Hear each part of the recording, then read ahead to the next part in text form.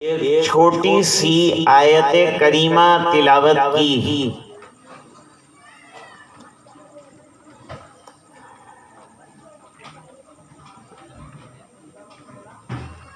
یہ 18واں پارہ ہے اور مومنین کاملین کی 7 صفات بیان فرمائی گئی ہیں، 7 کوالٹیز بیان کی گئی ہیں، اور ان کوالٹیز پر جنت کا وعدہ بیان فرمایا گیا ہے۔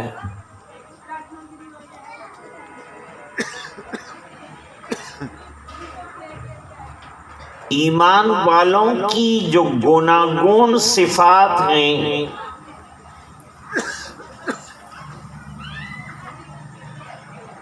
ان صفات میں سے ایک صفت یہ ہے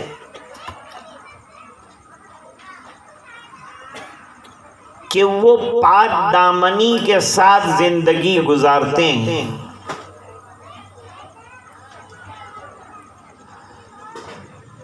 بدکاریوں سے اور برے کاموں سے اپنی حفاظت کرتے ہیں، بچتے ہیں۔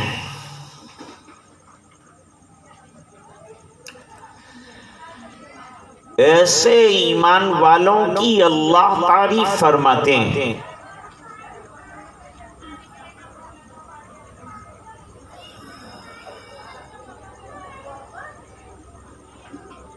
آج اسی آیت کریمہ کو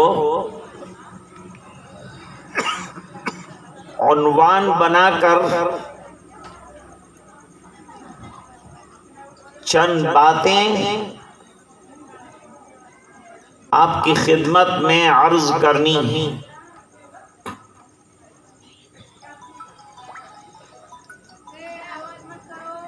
سن 6 ہجری اسلامی تاریخ میں اہم ہجری ہے۔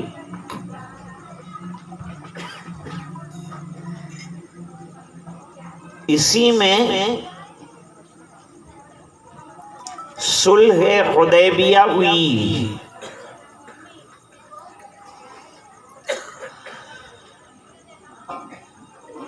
آپ صلی اللہ علیہ وسلم نے ایک خواب دیکھا تھا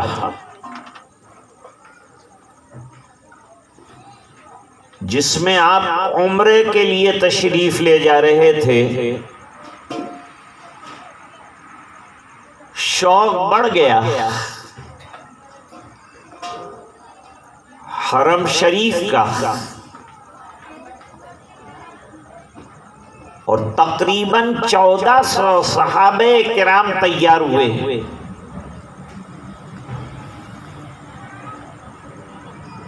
ان تمام کا ارادہ مکہ مکرمہ جا کر عمرہ کرنے کا تھا۔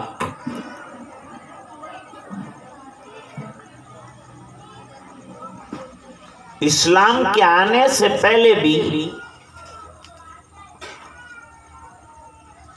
عرب عمرہ اور حج کرتے تھے، لیکن اندر برائیاں اور خرابیاں مل گئیں۔ سرکار تشریف لائے تو ان برائیوں کو ختم کیا اور حج اور عمرے کو برقرار رکھا۔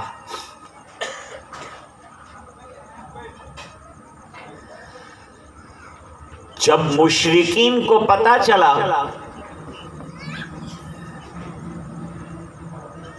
تو ان کو لگا کہ ہماری ناک کٹ جائے گی۔ جس نبی کے ساتھ برسوں سے لڑ رہے ہیں، اب وہ اتنی آرام سے جو ہے ہمارے مکے میں آ کے طواف کرے، عمرہ کرے اور چلا جائے تو ہماری عزت کیا؟ تو وہ لڑنے کے لیے نکل آئے، مقابلے کے لیے تیار ہو گئے۔ سرکار کی اونٹنی جو ہے وہ مڑ کر حدیبیہ کی طرف چلی گئی۔ یہ اللہ کی طرف سے ایک انتظام ہوا۔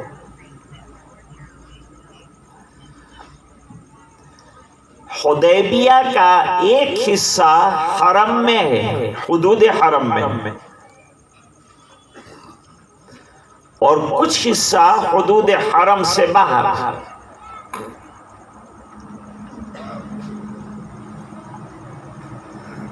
صلح کی گفتگو شروع ہوئی، 4 یا 5 وفود آئے مکے سے،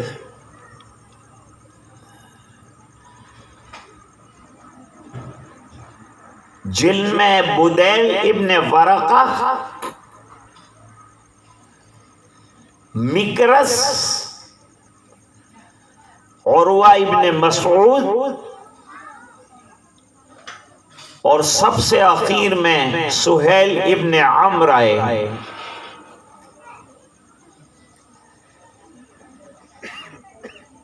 جب سہیل آئے تو آپ صلی اللہ علیہ وسلم نے فرمایا، نام سے نیک فالی لیتے ہوئے فرمایا، سخل اللہ لنا امرنا، اب اللہ تعالی ہمارے معاملے کو آسان فرما دیں گے۔ سہیل کے ساتھ صلح کی تحریر لکھ دی گئی،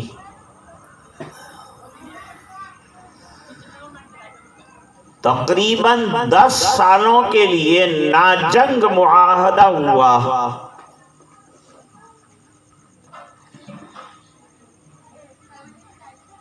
کہ مکے والے مدینے والوں پر، مدینے والے مکے والوں پر حملہ نہیں کریں۔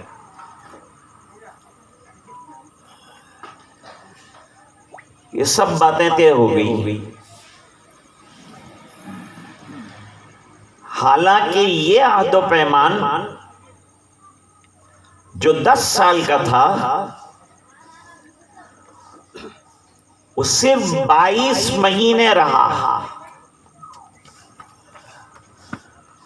اس کے بعد سرکار کو لشکر کشی کرنی پڑی۔ صلح حدیبیہ کے موقع پر سورہ فتح نازل ہوئی، اِنَّا فَتَحْنَا لَكَ فَتْحًا مُبِينًا،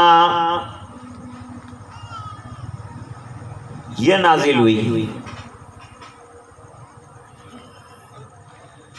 حضرت عمر رضی اللہ تعالیٰ عنہ کو بلا کر آیات سنائی، انہوں نے کہا کون سی فتح؟ حضور نے فرمایا یہ صلح فتح کا پیش خیمہ ہے، فتح کا مقدمہ ہے، یہی صلح بنیاد بنے گی فتح مکہ کی، چنانچہ یہی صلح فتح مکہ کی بنیاد بنی۔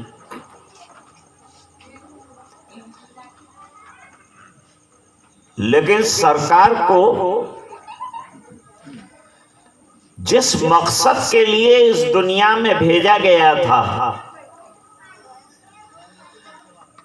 کہ آپ عالمی پیمانے پر دعوت دیں، پورے عالم کو دعوت دیں دین کی، وہ موقع اللہ تعالیٰ نے صلح حدیبیہ کے بعد عطا فرمایا ہے۔ صلح حدیبیہ کے بعد سرکار نے دعوت نامے جاری فرمائے۔ ایک خط آپ نے خسرو ایران کو لکھا، دنیا کی سپر طاقت تھی اس وقت، ان کو ایک خط لکھا۔ دوسرا بڑا خط دہیہ کلبی رضی اللہ تعالیٰ عنہ کے ذریعے سے قیصر روم کو بھیجا۔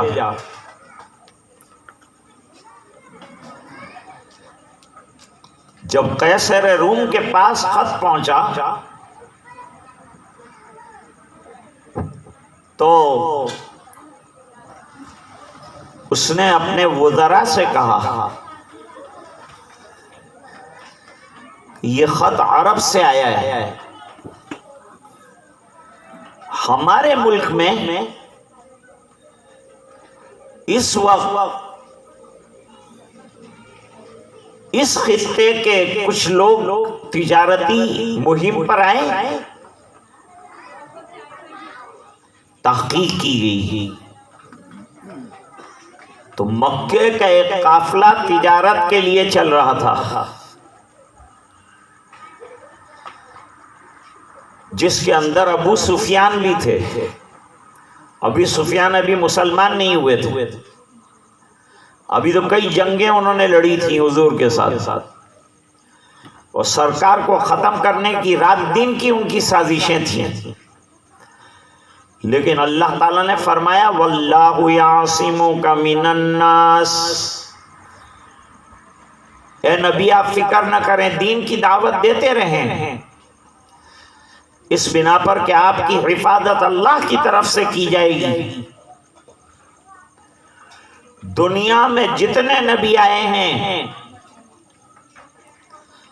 تمام انبیاء کرام جب تک اپنا مشن پورا نہیں کر لیتے وہاں تک اللہ تعالیٰ انہیں بلاتے نہیں، اور دنیا میں بھی ان کی حفاظت کی جاتی ہے۔ حضرت عیسیٰ علیہ السلام کے ساتھ جبریل علیہ السلام سائے کی طرح لگے رہتے تھے اور ان کی حفاظت کرتے تھے، کیونکہ یہودی ہر وقت ان کو قتل کرنے کی سازشوں میں لگے ہوئے تھے۔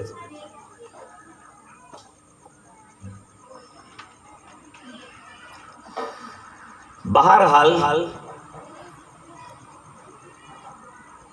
ابو سفیان کے قافلے کو تلاش کیا گیا۔ میرے عزیزو،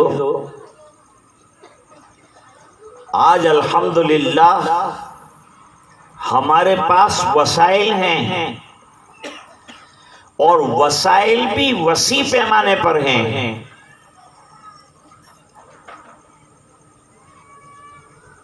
سرکار کے زمانے میں ان میں سے کوئی وسائل نہیں تھے، ایک ایک خط 2 مہینے 3 مہینے کو پہنچتا تھا۔ آج ہماری خبریں منٹوں میں پورے عالم میں پھیل جاتی ہے۔ واٹس ایپ پر کوئی بات لکھیں آپ، یوٹیوب پر کوئی چیز چھوڑیں آپ، پورے عالم میں پھیل جاتی ہے۔ آج دعوت دینا بہت آسان ہو گیا ہے، تو ان وسائل کا اچھا استعمال کیجئے اور ان وسائل کو استعمال کر کے دین حق کی تبلیغ کیجئے، دین حق کی دعوت دیجئے۔ سرکار نے خط لکھے ہیں، آج تک وہ خطوط محفوظ ہیں۔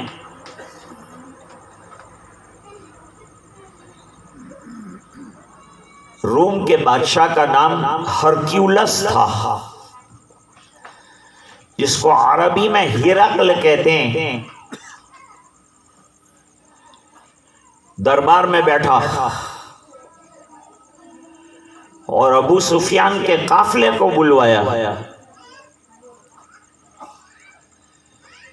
قافلہ آ گیا، بادشاہ نے یاد کیا ہے، کیا بات ہے؟ ابو سفیان کو آگے بٹھایا، اپنے سامنے جیسے آپ بیٹھے ہیں۔ باقی جتنے لوگ آئے تھے ان تمام کو پیچھے بٹھایا تاکہ ابو سفیان کو وہ لوگ کچھ اشارے کنائے نہ کر سکیں۔ اس بنا پر ان کو پیچھے بٹھایا گیا۔ حدیث ہرقل بخاری شریف میں تقریباً 19 مرتبہ آئی. ایک ہی حدیث کو مختلف مقاصد کے لیے حضرت امام بخاری رحمت اللہ علیہ نے نقل فرمایا. کتنی محنت کی ہے علم کے لیے، اس کا اندازہ لگائیے. 1.5 صفحے کی یہ حدیث ہے، اس کو 19 مرتبہ لکھا ہے امام بخاری رحمت اللہ علیہ نے. کتنی محنت کی ہوگی. ہم ایک مرتبہ پڑھتے ہیں تو دوسری مرتبہ میں تھک جاتے ہیں کہ یار ایک مرتبہ تو پڑھ لیا، اب کیا بار بار پڑھنا ہے. لیکن امام بخاری رحمت اللہ علیہ 19 مرتبہ، بعض چیزیں 21 مرتبہ، بعض 23 مرتبہ لکھتے ہیں. بخاری شریف حدیثوں کا انسائکلوپیڈیا ہے اور سیرت کا بہترین سرمایہ ہے. اس لیے جس نے بخاری شریف کو اچھی طرح مطالعہ کر کے پڑھ لیا، اس کو سنت والی زندگی اللہ تعالیٰ عطا فرمائیں گے، اور اس کے بعد بہت بڑا لٹریچر جمع ہو جائے گا.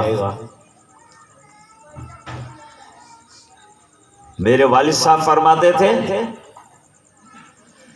کہ 2 جلدوں میں 30 پارے امام بخاری رحمت اللہ علیہ نے جو تحریر فرمائے، اگر کوئی بیان کرنے والا بیان کرنا چاہتا ہے، پوری زندگی بخاری میں سے بیان کر سکتا ہے. بس جس کے پاس قرآن کریم اور بخاری شریف ہو، اس کو ادھر ادھر جانے کی کوئی ضرورت نہیں ہے. اس کو اپنے سامنے قرآن کریم رکھنا چاہیے اور اس کو اپنے سامنے احادیث صحیحہ رکھنی چاہیے. کمزور حدیثوں کا سہارا نہ لیا جائے، ضعیف اور موضوع حدیثوں سے پرہیز کیا جائے. یہ امت کو دینے کی چیز نہیں ہے، موضوع تو حدیث ہی نہیں ہے. اس لیے صحیح احادیث کا مجموعہ پیش کیا جائے قوم کے سامنے، تاکہ ان کی زندگی میں صحیح دین آئے، بہترین دین آئے. اس لیے امام بخاری رحمت اللہ علیہ نے اپنی بخاری کو جمع کرنے کے لیے 16 سال کا لمبا زمانہ خرچ کیا ہے. ان کی تاریخ میں لکھا ہے کہ ایک مرتبہ وہ بیمار ہو گئے تو ان کا یورین ٹیسٹ کیا گیا. اس زمانے میں قارورہ کہتے تھے. قارورہ دیکھنے کے بعد حکیم نے کہا یہ ایسے شخص کا قارورہ ہے جس نے کئی سالوں سے روٹی کے ساتھ سالن نہیں کھایا ہے. جب امام بخاری رحمت اللہ علیہ کو پوچھا گیا ہے، انہوں نے فرمایا 40 سال ہو گئے میں نے روٹی کے ساتھ سالن نہیں کھایا ہے. علم کے حصول کے لیے اتنی محنتیں کرنی پڑتی ہیں، تب جا کر کے امام بخاری کی کتاب اتنی مقبول ہوئی. اور ان کی تاریخ میں لکھا ہے کہ ہر حدیث نقل کرنے کے وقت غسل فرماتے تھے اور 2 رکعت پڑھتے تھے، پھر اپنی کتاب کے اندر اس کو جگہ دیتے تھے. کتنا مجاہدہ کیا ہے. بہت سے لوگوں نے کہا کہ بھئی بخاری کو نکال دو، لیکن امام بخاری کا اخلاص ایسا ہے کہ بخاری کو نہیں نکالا جا سکا. جنہوں نے بخاری کو نکالنے کے لیے کہا وہ خود نکل گئے. بخاری شریف ابھی بھی موجود ہے. اور مدرسے میں پڑھنے والے طلباء جب تک بخاری شریف نہ پڑھ لیں ان کو سند عالمیت نہیں دی جاتی. اس سے بخاری کی مقبولیت کا اندازہ ہوتا ہے. ہرقل نے ابو سفیان سے 10 یا 11 سوالات کیے. یاد رہے ہرقل جو ہے وہ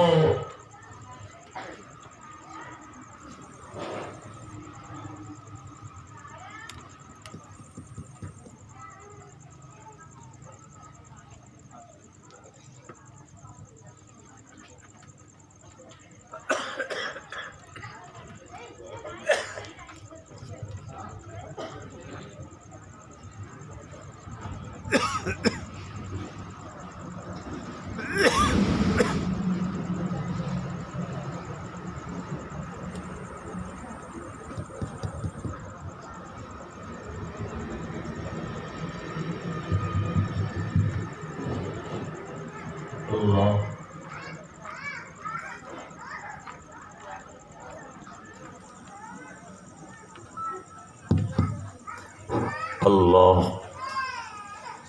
ہرقل جو تھا وہ اپنی کتاب انجیل کا بہت بڑا عالم بھی تھا.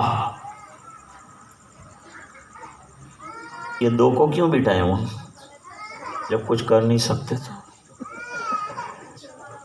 تو ہرقل بہت بڑا عالم بھی تھا اور نجومی بھی تھا، ستاروں کے احوال معلوم کرتا تھا اور اپنی کتاب کا بہت بڑا ماہر تھا. روزانہ جو ہے تلاوت کرتا تھا اور اسٹڈی کرتا تھا. آج مسلمان قرآن کا اسٹڈی نہیں کر رہا ہے، بلکہ مسلمان قرآن کریم پڑھتا ہی نہیں ہے.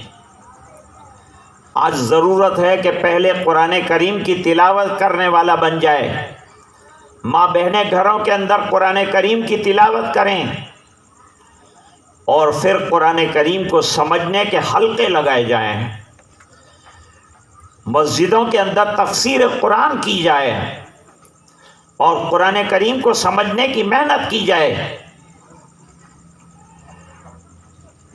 ہرقل نے بڑے زبردست سوالات کیے، علماء نے بہت لکھا اس پر. حضور صلی اللہ علیہ وسلم کا خط تو بعد میں پڑھا گیا ہے، خط کے آنے سے پہلے تحقیق کر رہا ہے ہرقل.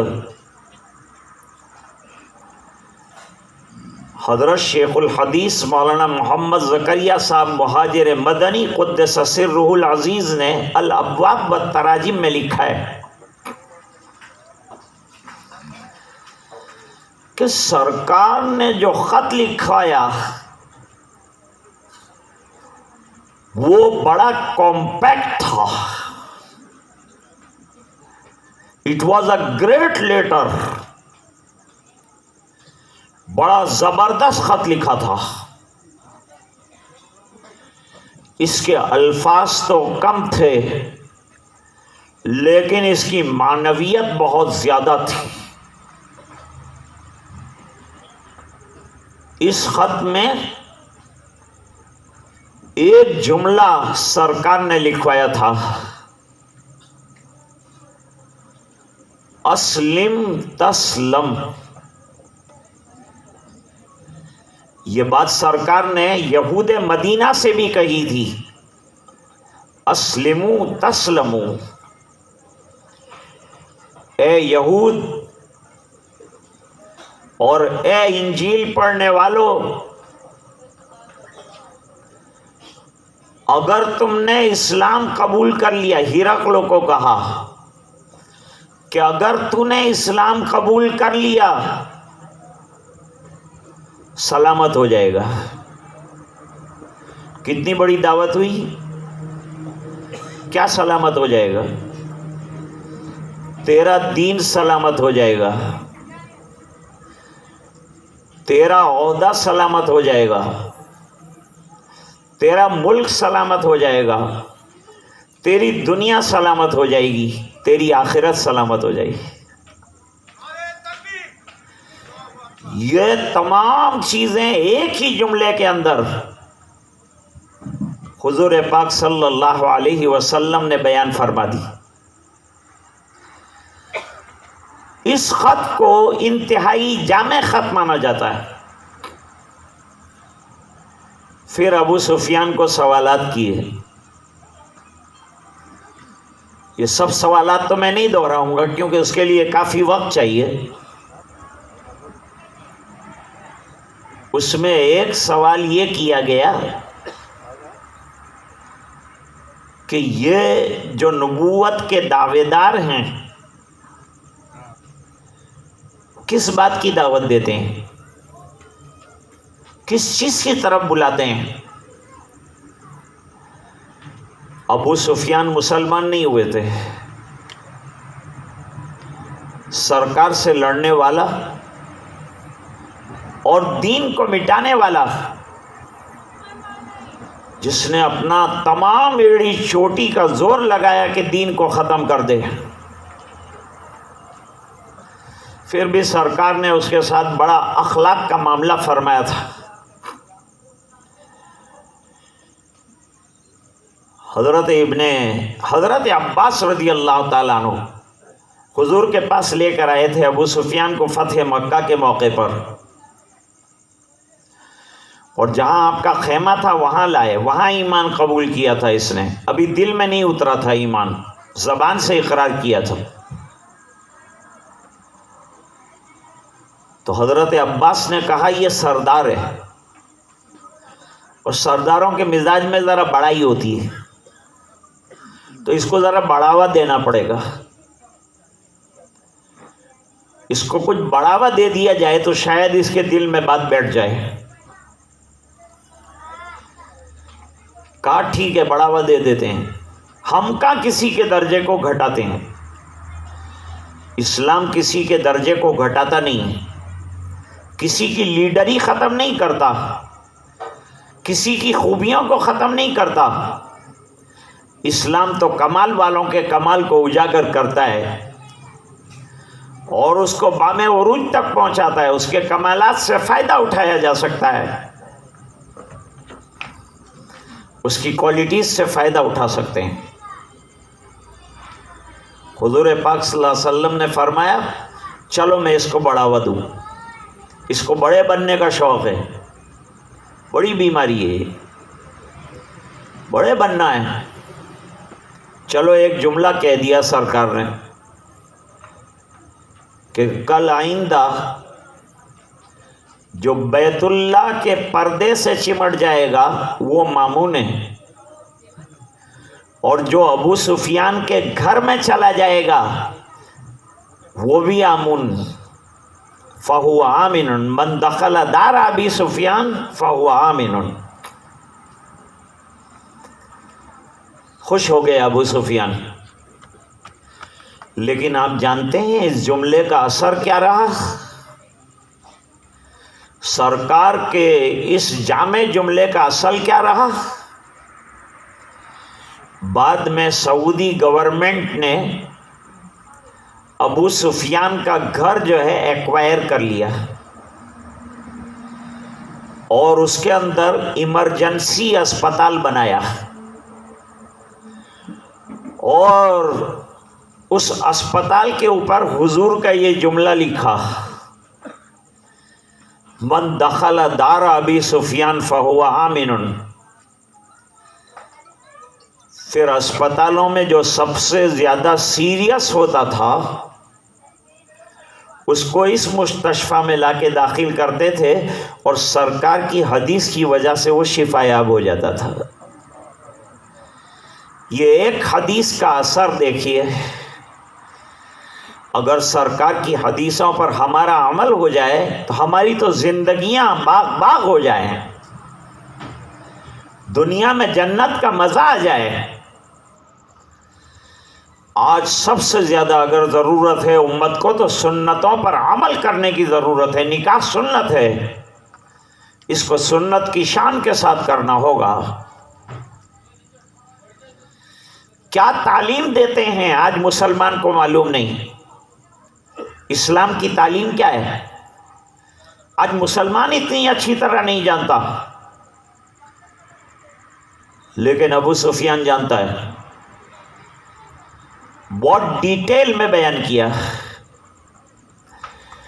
سب سے پہلے تو توحید، ہر نبی کی دعوت توحید کی ہوتی ہے. توحید کے معنی ہے ونس آف اللہ سبحانہ و تعالی. اللہ از اونلی ون.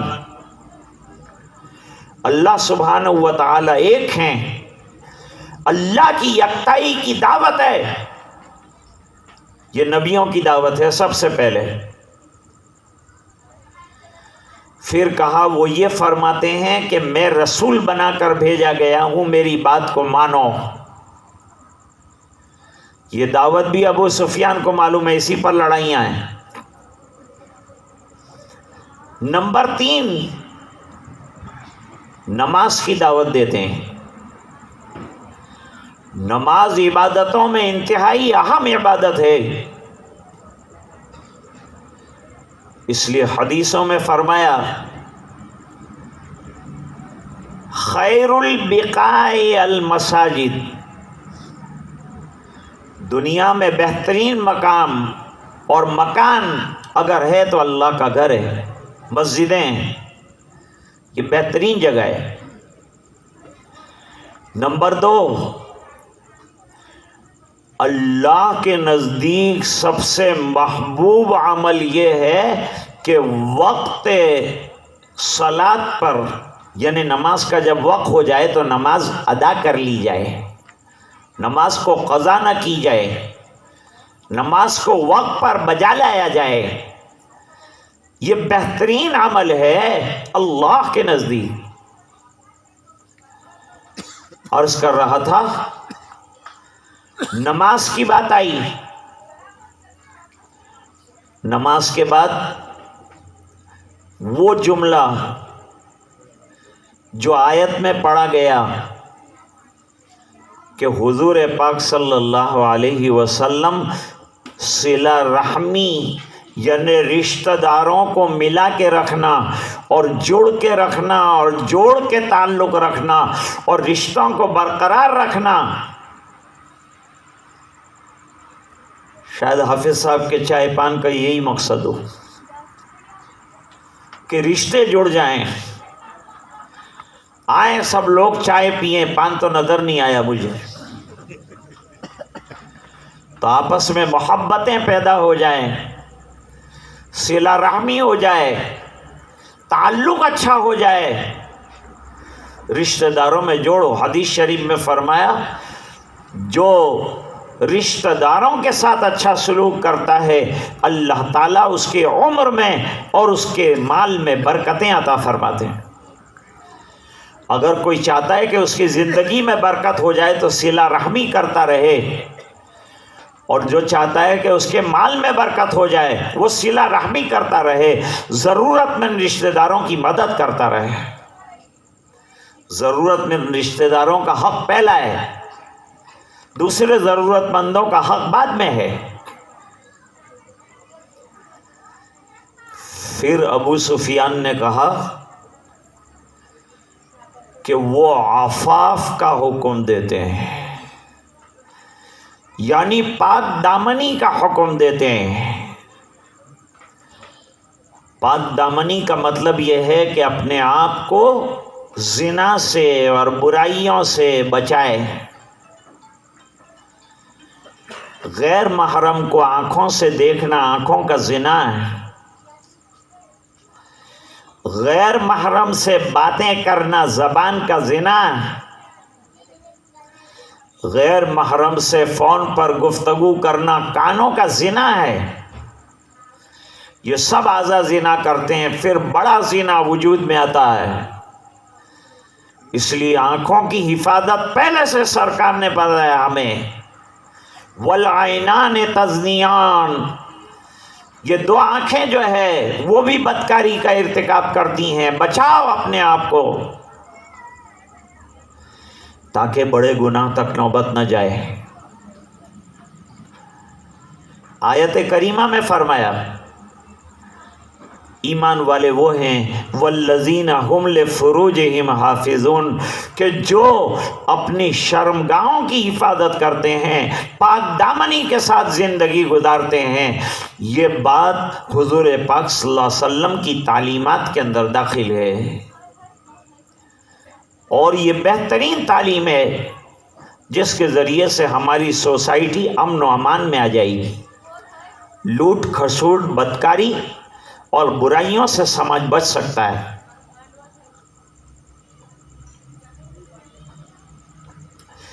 یہ بات تو سمجھ میں آئی کہ بھائی اسلام پاک دامنی کو چاہتا ہے، لیکن پاک دامن رہنے کے لیے کرنا کیا چاہیے؟ یہ اسلام کی خوبیوں میں سے ہے کہ شریعت مقدسہ جب کسی کام کا حکم دیتی ہے تو وہ حکم کی حکمت بھی بیان کرتی، اور خالی حکمت بیان نہیں کرتی، اس کا طریقہ بھی بتاتے ہیں. جیسے فرمایا یا ایھا الذین آمنوا اتقوا اللہ وکونوا مع الصادقین، اے ایمان والو اللہ سے ڈرو. اب اللہ سے ڈرنے کے لیے حکم فرمایا کہ اللہ سے ڈرو. اللہ کا ڈر کیسے آئے گا؟ فرمایا اللہ کا ڈر صادقین کے ساتھ بیٹھنے سے آئے گا. جب صادقین کے ساتھ بیٹھیں گے، جب اللہ والوں کے ساتھ بیٹھیں گے، جب متقیوں کے ساتھ بیٹھیں گے، تو اللہ تعالیٰ ان کی برکت سے ہمارے اندر بھی تقوی پیدا فرمائیں گے، ہمارے اندر بھی اللہ کا ڈر آ جائے گا. تو تقوی اختیار کرنے کے لیے بھی فرمایا، اور تقوی اختیار کرنے کے لیے کہاں جانا چاہیے وہ طریقہ بھی بتایا، بہترین طریقہ بتایا. حدیث شریف میں فرمایا اگر چاہتے ہو کہ پاک دامنی کے ساتھ زندگی گزرے تو پھر نکاح کرو. دیکھو راستہ بتایا نا. حضرت علی کرم اللہ وجہہ فرماتے ہیں کہ چند کاموں میں جلدی کرو. نمبر 1، کسی کا قرضہ لیا ہو تو چکانے میں جلدی کرو، جلدی سے جلدی اس کا قرضہ دے دو. نمبر 2، اگر کسی کے ساتھ کوئی پرومس کیا ہے تو وہ پرومس کو جلدی فلفل کر دو. وعدہ کیا ہے تو وعدے کو پورا کرو. نمبر 3، جب جنازہ تیار ہو جائے تو دفنانے میں دیر مت لگاؤ، جلدی سے جلدی دفنا دو. جلدی دفنانا یہ اچھی صفت ہے. نمبر 4، جب وقت نماز آ جائے لیٹ مت کرو، جلدی سے جلدی نماز ادا کر لو.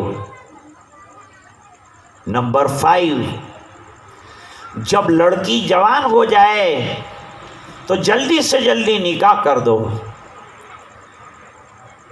کیونکہ جب جوان لڑکی ہوگی ادھر لڑکا بھی جلدی جوانی کے اندر شادی کرے گا تو جو موجودہ دور میں لڑکیوں کے بھاگنے کا جو نظام ہے وہ ختم ہو جائے گا. کیوں بھاگ جاتی ہیں ہماری لڑکیاں؟ ہم یہ نہیں چاہتے کہ ہندو لڑکیاں بھاگ کر مسلمانوں کے یہاں آئے، ہم یہ بھی نہیں چاہتے. اور نہ ہم یہ چاہتے ہیں کہ ہماری لڑکیاں بھاگ کر غیروں کے یہاں چلی جائیں اور کافرہ بن جائیں. کافرہ بننے کی وجہ یہ ہے کہ ہماری بچیوں کو عقیدے کی جو تعلیم دینی چاہیے بچپن میں وہ نہیں دی جاتی. اس کے لیے بہترین طریقہ مکتب کا ہے. اپنی بچی کو اسلامی مکتب میں بڑی پابندی کے ساتھ بھیجو. ایک کام تو یہ کرو،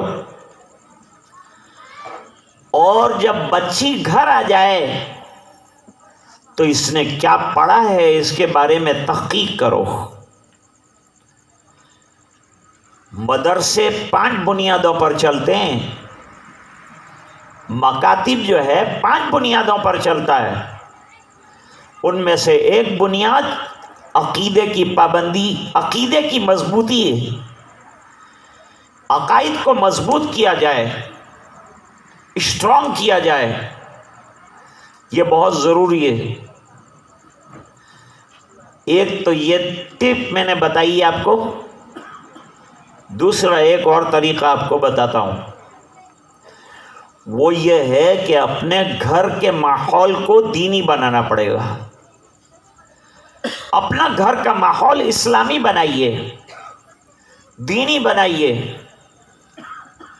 اور دینی ماحول بنا کر اپنے بچے کو دین پر مضبوط کر لیجئے۔ نمبر 3، بچپن ہی سے نماز کی تاکید کیجئے، لڑکیوں کو بھی، اور اسے پردہ اور برقع پہننے کا مزاج بنائیے۔ غیر محرموں کے اختلاط سے اور کالجز سے اپنی بچیوں کو بچائیے۔ غیروں کی کالج میں جائے گی، غیروں کے ساتھ اختلاط ہوگا تو معاملہ بگڑ جائے گا۔ اپنے کالج بناؤ اور اپنے سلیبس تیار کرو، اور اپنی بچیوں کو اپنے کالج میں پردوں کے ساتھ اور برقعوں کے ساتھ پڑھاؤ۔ ایجوکیشن ضروری ہے، پڑھنا پڑھانا ضروری ہے، لیکن اپنے اسکول بناؤ، اپنا سلیبس تیار کرو، اور اپنے بچوں کو اور بچیوں کو خاص طور سے تعلیم دو۔ غیروں کے ساتھ جا کیسے سکتی ہیں؟ ہماری غیرت کہاں گئی؟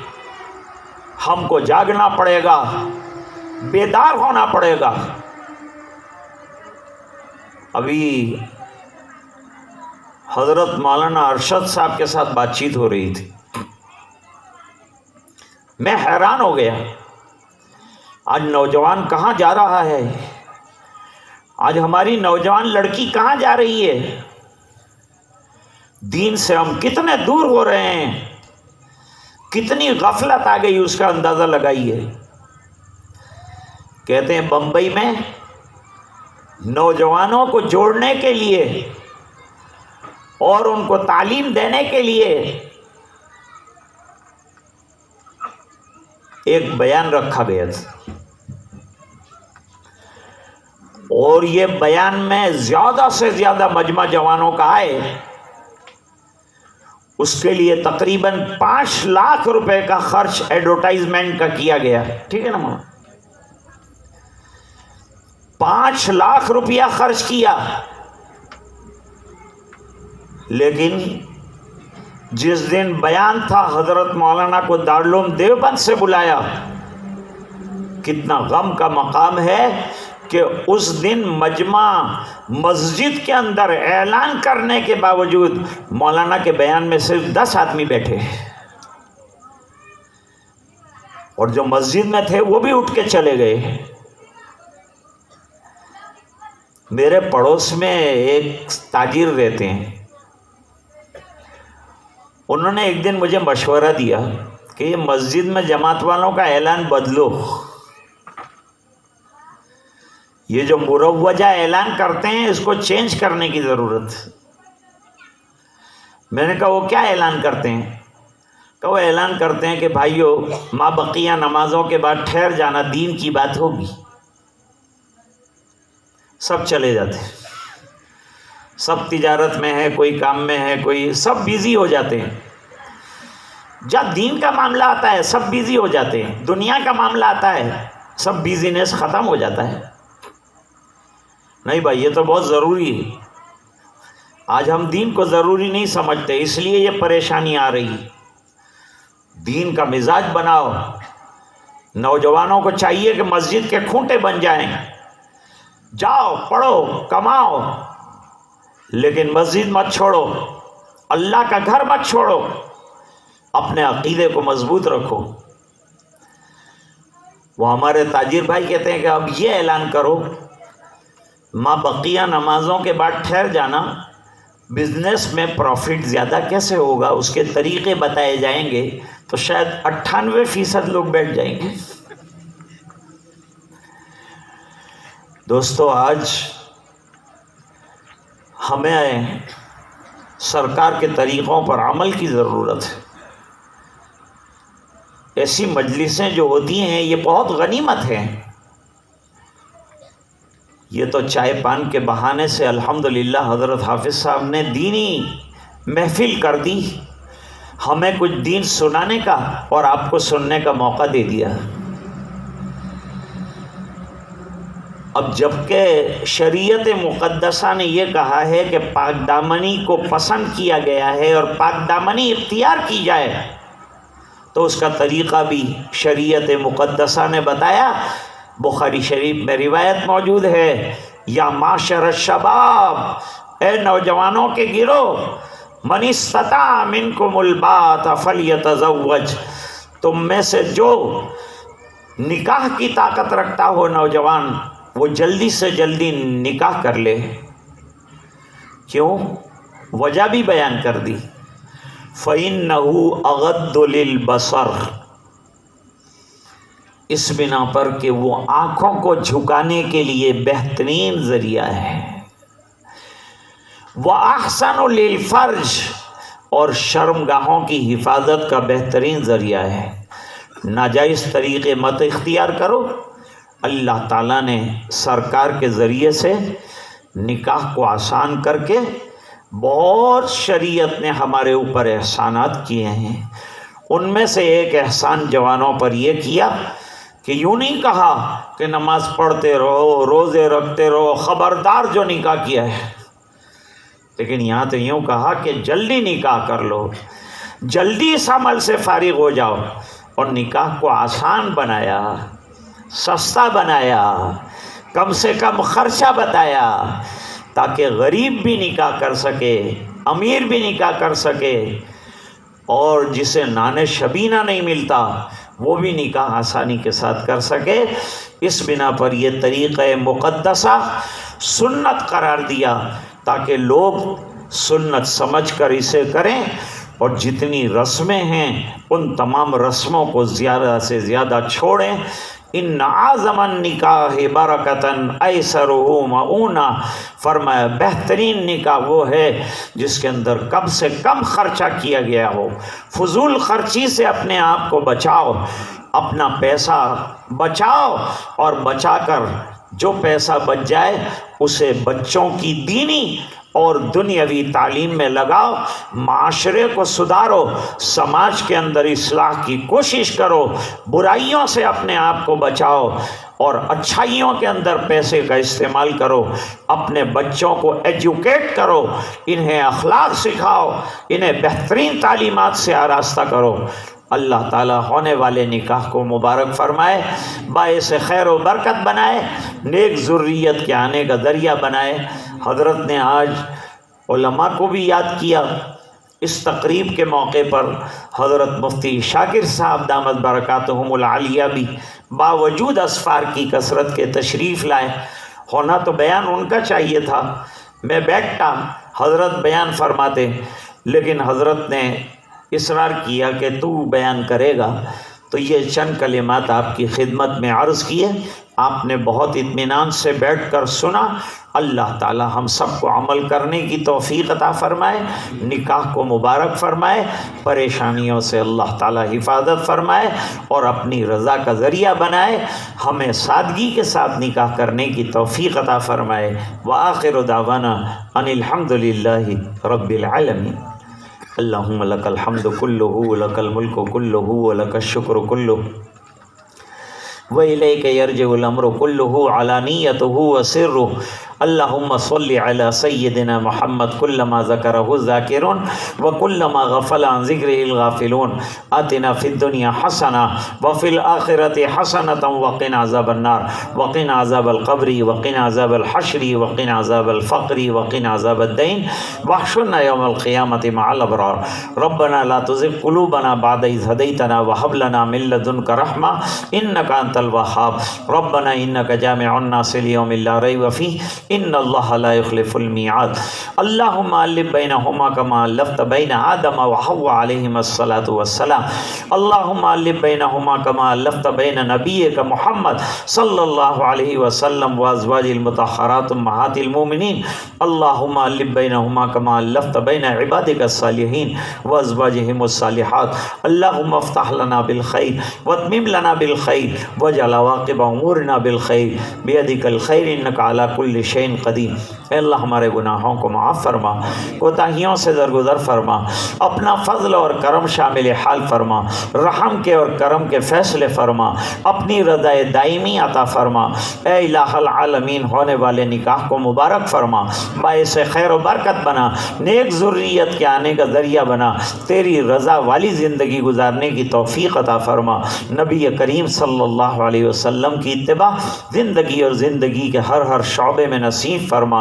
اے اللہ نکاح کی جو رسمیں ہیں اے اللہ ان سے حفاظت فرما، سادگی کے ساتھ سادے طریقے پر نکاح کرنے کی توفیق عطا فرما، نکاحوں میں اسراف سے ہماری حفاظت فرما۔ اے اللہ علماء کا تشریف لانا قبول فرما اور ان کی تشریف آوری پر جو فتنوں کا جانا بتلایا گیا ہے اللہ ان تمام فتنوں سے ہماری حفاظت فرما۔ اے اللہ نبی کریم صلی اللہ علیہ وسلم کی اتباع زندگی اور زندگی کے ہر شعبے میں نصیب فرما۔ اے اللہ پورے مجمع کی مغفرت فرما، امت کے ایک ایک فرد کی مغفرت فرما۔ یہ دعائیں اپنے فضل و کرم حبیب پاک صلی اللہ علیہ وسلم کے برکت سے قبول فرما برحمتک یا ارحم الراحمین۔ حضرات